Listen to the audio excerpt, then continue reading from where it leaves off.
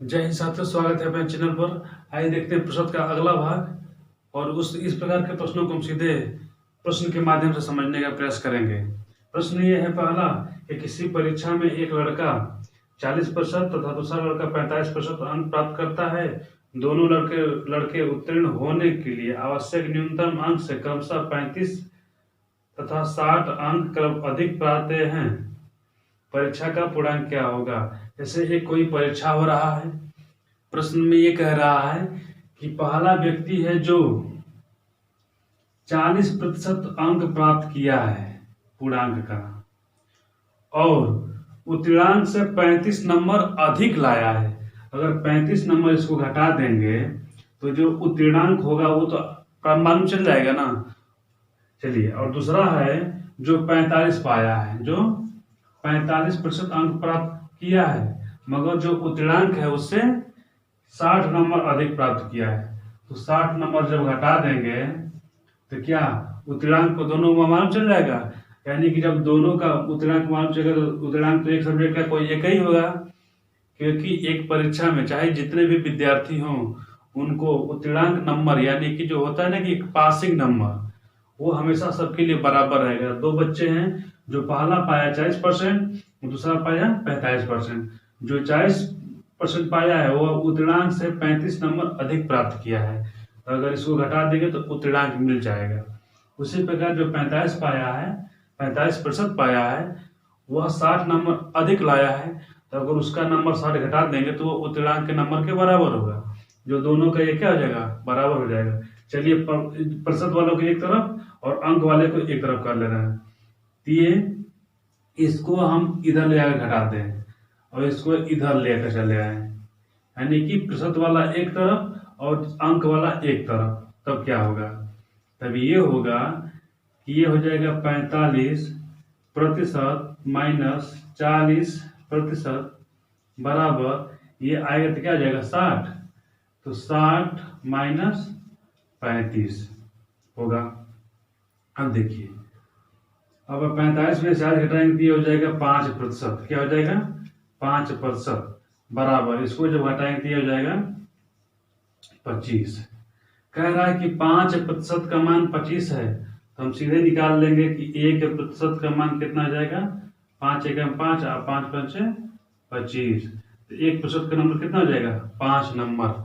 हम जानते हैं कि पूर्णांक पूछा है, तो पूर्णांक जब पूछा है तो परसेंटेज हम का सवाल में हम वही बताते हैं, पूर्णांक जो भी मानना हो हर एक चीज को हम क्या 100 मानकर चलेंगे। तो मान लिए कि उसका पूर्णांक क्या था, 100% था। जब 1% का मान 5 है तो 100 का मान कितना हो जाएगा? 500, यानी कि पूर्णांक कितने का हो जाएगा? 500। आप सभी सीख रहे हैं, यानी कि धीरे धीरे हम इसको बेस। चले देखते हैं दूसरा सवाल। सीता 40% अंक प्राप्त करती है और गीता 30 अंक प्राप्त करती है। यानी कि सीता 40% अंक प्राप्त करती है और गीता 30% अंक प्राप्त करती है। सीता प्राप्तांक पास होने के लिए न्यूनतम अंक से 56 अंक अधिक और गीता प्राप्तांक से 24 अंक कम प्राप्त करती है। तो परीक्षा का पूर्णांक क्या होगा? कह रहा है सीता है, क्या है? एक सीता है और दूसरी गीता है।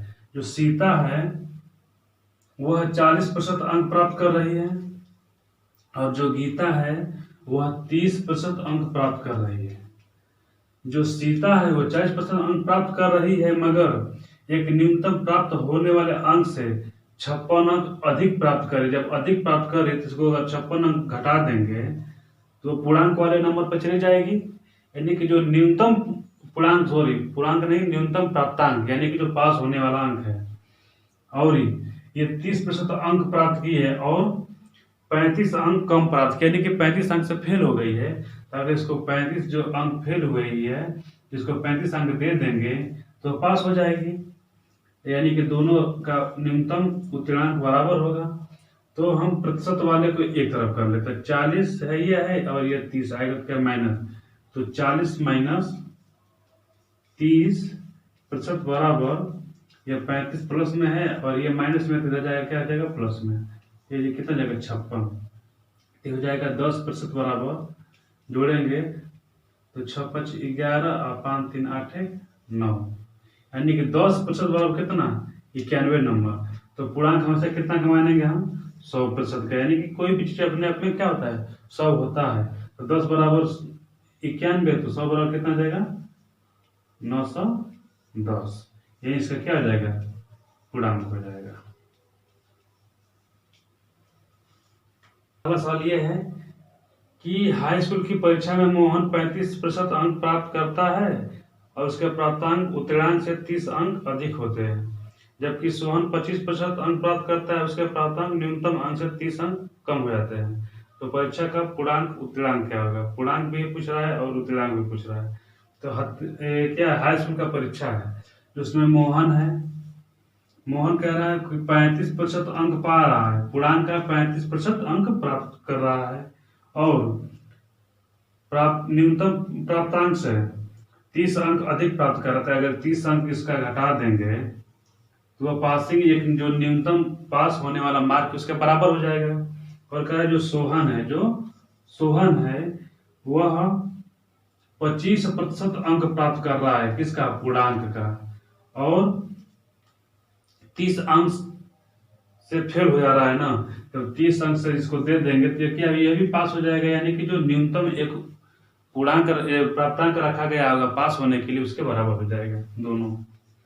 तो प्रतिशत वाला एक तरफ कर लें, तो 35% माइनस 25% बराबर 30 है, और ये भी क्या हो जाएगा 30 को घटाएंगे तो क्या हो जाएगा, ये हो जाएगा 35 माइनस 25 बराबर 10%, और 10% बराबर क्या हो जाएगा 30 60, 30 कितना हो जाएगा 60। तो इसका पूर्णांक क्या मानेंगे तो 100%, यानी कि 100, 10 बराबर 60, तो 100 बराबर 600, ये क्या हो जाएगा इसका पूर्णांक हो जाएगा, क्या हो जाएगा पूर्णांक हो जाएगा। और कह रहा है कि इसका न्यूनतम उत्तीर्णांक क्या होगा।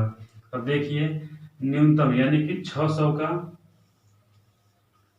चाहे मोहन से भी निकाल सकते हैं चाहे सोहन से भी निकाल सकते हैं। तो 600 का 35% अंक प्राप्त कर रहा है मगर 30 अंक अधिक प्राप्त कर रहा था, तो 30 अंक घटाए थे ना, सुना सुना खत्म कर देंगे।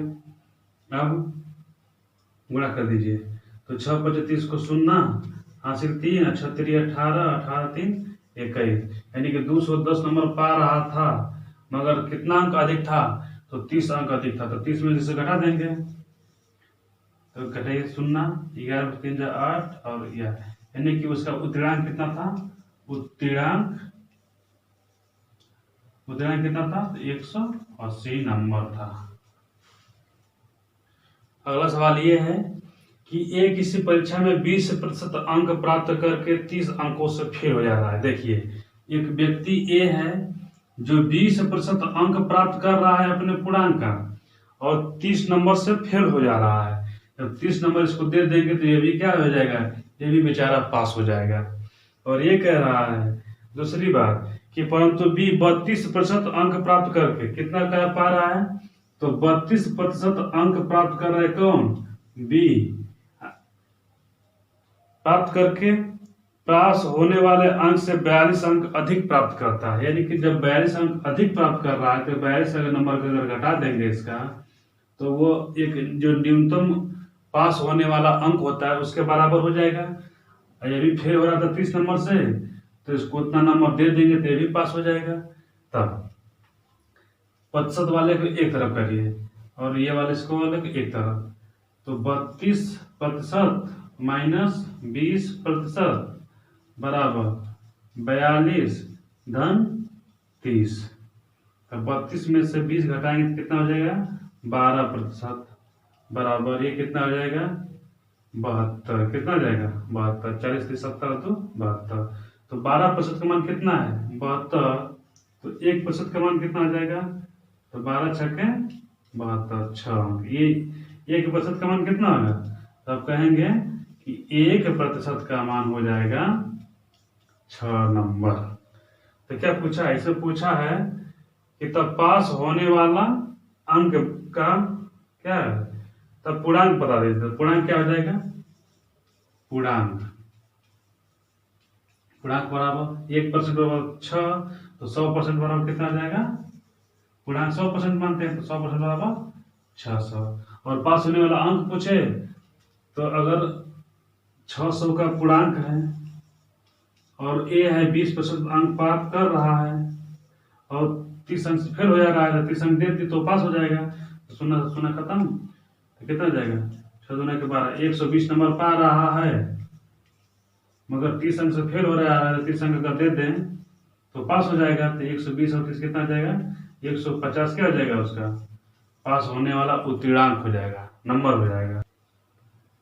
चलिए एक और सवाल देख रहे हैं, ये भी सवाल बहुत अच्छा है कि किसी परीक्षा में उत्तीर्ण होने के लिए एक विद्यार्थी को 36% अंक की आवश्यकता पड़ती है, ठीक, मगर वह 190 अंक प्राप्त करने वाला एक विद्यार्थी 35 अंकों से फेल हो जा रहा है। यानी कि देखो ये कह रहा है इसमें कि एक परीक्षा में पास होने के लिए 36% अंकों की आवश्यकता पड़ेगी, 36% अंकों की आवश्यकता पड़ेगी, मगर एक व्यक्ति है ना वह 190 अंक प्राप्त किया है मगर 35 अंकों से फेल हो गया। तो ये बताइए अगर इसको 35 नंबर हम दे दें तो यह पास हो जाएगा, जो पास होगा इस 36% वाले नंबर के बराबर होगा, ठीक। तो 36% का मान यहाँ पर अब हमको मिल रहा है, वो है 5, 9 3 12, 2 हासिल 1 1 1 2, यानी कि 36% का मान दे दिया है 225। कितना दे दिया है 225। तो कह रहा है कि पूर्णांक बताइए, यानी कि 100% बराबर बता दीजिए। तो हम ये भी कह सकते हैं 100 गुणे 225 बटा के 36 हो जाएगा ना। अब काटिए इसको 3 से, 3 से कट जाएगा ना। तो 3 12 बार में 36 और 3 सत्ते 21 और 3 पचे 15। अब कटेगा 7 5 12, 3 से कट जाएगा, 3 चौके 12 और 3 दूना के 6 और 3 पंजे 15। अब 5 4 से कटेगा, 4 1 4 और 4 25 से 100। अब 25 में 25 का गुणा करके कितना जाएगा 625, यानी कि उसका पूर्णांक कितना था 625 नंबर था। उम्मीद करते हैं कि ये आज का सेशन अच्छा लगा होगा। अगर वीडियो अच्छा लगा हो तो वीडियो को जरूर लाइक करें।